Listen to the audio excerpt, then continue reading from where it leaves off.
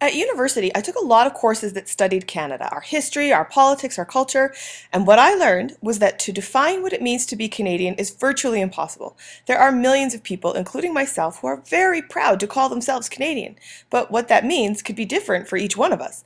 And that can scare us a little bit sometimes. We don't have the more cohesive identities of, say, Germany, France, or Britain, and yet maybe it's because we don't have a traditional view of what it means to be Canadian that we can be the world leader in race relations and multiculturalism.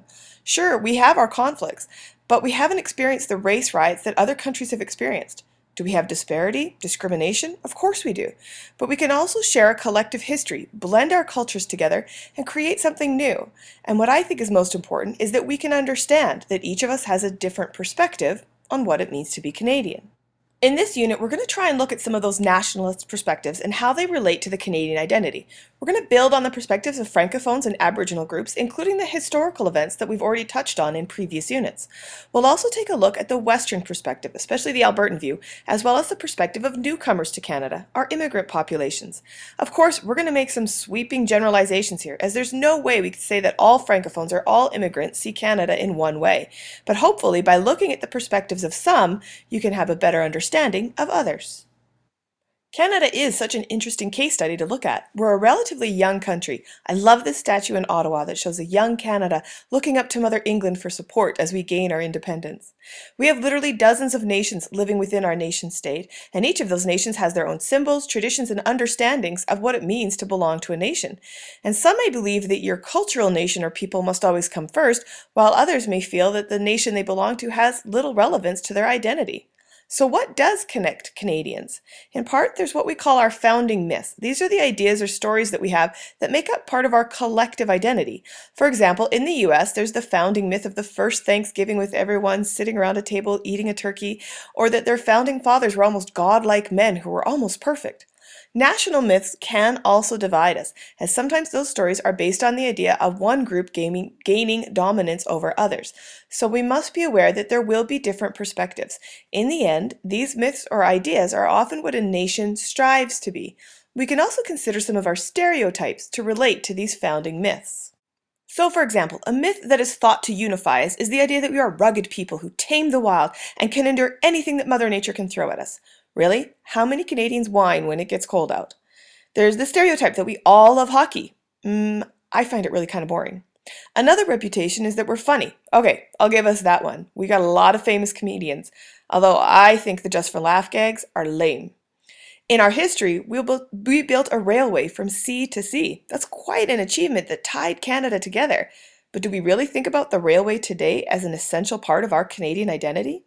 Another historical event Canadians turn to is the War of 1812. We won that one, people say. Sort of, not really. It was kind of more of a tie. And we've already talked about the different perspectives on the Battle of the Plains of Abraham. We have a belief that we're a more peaceful people, and that's related to our history.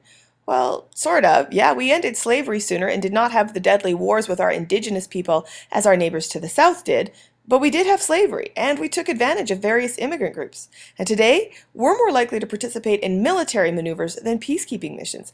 In fact, in 1991, Canadians made up 10% of all UN peacekeeping missions, and today it hovers below 1%. On the flip side of that, we are very proud of our efforts during the World Wars.